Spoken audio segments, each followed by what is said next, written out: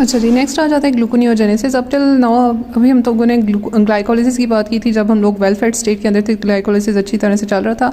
अब जब हम लोग फास्टिंग स्टेट के अंदर आ गए तो इनिशियली क्या हुआ कि जब ग्लूकोज की डिफिशिएंसी होती है तो लिवर के अंदर जो स्टोर्ड हुआ होता है ग्लाइकोजन की फॉर्म में वो 10 to 18 आवर्स तक तो कंपनसेट करे, लेकिन जब उसकी डिफिशिएंसी होगी तो उसके बाद क्या, उसके बाद ये होता है कि कुछ नॉन कार्बोहाइड्रेट प्रिकर्सर्स जैसे कि लेक्टेट आ जाता है, पायरुवेट, ग्लिसरॉल वगैरह। लेक्टेट बेसिकली एक्सरसाइजिंग मसल से निकल रहा होता है, ये पूरी साइकिल यहाँ पे दिखाया हुआ है वहाँ से आ रहा होता है, वो एज अ प्रिकर्सर एक्ट कर होता है और दोबारा से जो है इस पाथवे के अंदर रिवर्स डायरेक्शन के अंदर जाके तो हमें ग्लूकोज प्रोवाइड करवाएंगे ये सारे प्रिकर्सर। ग्लिसरॉल जो है वो हमारे पास आ रहा होता है एडिपोज सेल्स से। ये आप लोगों ने ये वाली फिगर लाजमी देखनी है, फीड फास्ट साइकिल वाली, आपको यहाँ से बहुत ज़्यादा अच्छा आइडिया हो जाएगा कि किस तरह से और होता है फास्टिंग स्टेट के अंदर और वेल फेड स्टेट के अंदर। फिर इस तरह से कुछ ग्लूकोजेनिक अमाइनो एसिड्स आ जाते हैं जो कि आप चैप्टर 21 में पढ़ेंगे, तो ये इस तरह से प्रोवाइड कर रहे होते हैं। अच्छा, बेसिकली हो रही मेनली ये लिवर के अंदर ही हो रही होती है। यहाँ पे क्यों नहीं हो रही थी, यहाँ पे ग्लिसरॉल निकला एडिपोज सेल्स के अंदर, लेकिन वहाँ पे उनके पास ग्लिसरॉल काइनेज का एंजाइम नहीं होता ना, तो इस वजह से ग्लिसरॉल जैसे ही एडिपोज साइड से निकल होता है तो वो लिवर की तरफ जाता है और वहाँ पे बाकी उसका साथ जिस तरह से उसकी कन्वर्जन होनी है और इंटरमीडिएट्स बनने हैं ये ग्लाइकोलिसिस के और दोबारा से ग्लूकोज सिंथेसाइज होना है, सही है। तो एडिपोज सेल्स के अंदर भी नहीं होता और दूसरी बात ये कि मसल्स के अंदर भी एज सच ग्लूकोज की प्रोडक्शन नहीं हो रही होती क्योंकि उनके पास वो वाला एंजाइम नहीं होता ग्लूकोज 6 फॉस्फेटेज। तो ये वाइवा क्वेश्चन हैं, ये पूछते हैं। फिर आ जाता है हम लोग ग्लूकोनियोजेनेसिस के स्टेप्स देख लेते हैं। तो मेनली 4 इसके इरिवर्सिबल रिएक्शंस होंगे। यहाँ पे एक एडिशनल स्टेप आ जाता है जिसमें हम लोग पहले पायरुवेट को ऑक्सैलो स्टेट के अंदर कन्वर्ट कर रहे होते हैं और फिर जो है वो फोस्फेनॉल पायरुवेट के अंदर कन्वर्ट हो रहा होता है, जबकि ग्लाइकोलिसिस के देखो तो 3 हमारे पास इरिवर्सिबल स्टेप्स होते हैं, सही हो गया। तो पहला जो स्टेप आ जाता है जिसमें हम लोगों ने पायरुवेट को ऑक्सैलो स्टेट के अंदर कन्वर्ट करना है और फिर उसके बाद फोस्फेनॉल पायरुवेट के अंदर। तो होता है इस तरह से है कि पहले हम लोगों ने इसकी कार्बोक्सिलेशन करवानी है पायरुवेट की bye means of pyruvate carboxylase. अब ये एंजाइम जो है ना इसकी रेगुलेशन बहुत इंपॉर्टेंट है और इसको कौन कौन से चीज़ें स्टिमुलेट करवा रही हैं वो आप लोग देख लो। बेसिकली फास्टिंग स्टेट के अंदर ग्लूकोज कम है, ये दोनों ज़्यादा होते हैं ग्लूकागोन और एपिनेफ्रीन। जब ये ज़्यादा होते हैं तो लिपिड्स की ब्रेकडाउन बहुत ज़्यादा हो रही होती है जिससे फैटी एसिड बनता है। फैटी एसिड बीटा ऑक्सीडेशन के थ्रू एसिटाइल कोए बना रहा है और वो बेसिकली एसिटाइल कोए जाके इसको स्टिमुलेट करवा रहे हैं और देन टीसीए साइकिल के थ्रू ये जाके एटीपी प्रोवाइड कर रहा होता है, ठीक है। क्योंकि एटीपी ज़रूरी है, एक सिंथेसिस वाला रिएक्शन है ना, तो सिंथेसिस के अंदर हमें एटीपी चाहिए, तो यहाँ पे एटीपी यहाँ से प्रोवाइड हो रही होती है, सही है।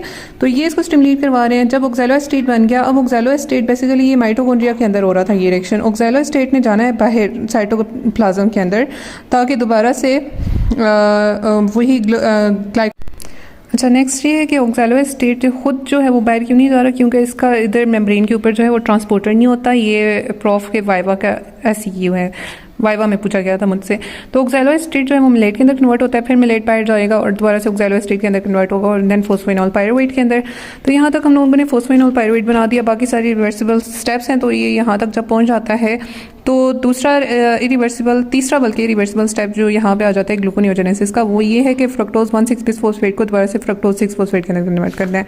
अब हम लोगों ने जब हम लोग ग्लाइकोलिसिस पढ़े थे तो वहाँ पे हम लोगों ने किया था कि वहाँ पे ये था कि इंसुलिन ज़्यादा थी और ग्लूकागोन कम था। यहाँ पे क्या है, ग्लूकागोन ज़्यादा है। अब इसने क्या किया, ग्लूकागोन ज़्यादा हुआ तो इसने कैम पाथवे के थ्रू इस वाले डोमेन को जो है वो एक्टिव करवा दिया, फ्रक्टोज बिसफॉस्फेटेज 2, जबकि फोस्फोफ्रक्टोकाइनेज 2 इनएक्टिव हो गया। जब ये इनएक्टिव हो गया तो इट मीन कि ये फ्रक्टोज 6-फॉस्फेट को फ्रक्टोज 2,6-बिसफॉस्फेट में नहीं कन्वर्ट कर रहा, बल्कि फ्रक्टोज 2,6-बिसफॉस्फेट कन्वर्ट हो रहा है अब फ्रक्टोज 6-फॉस्फेट के अंदर।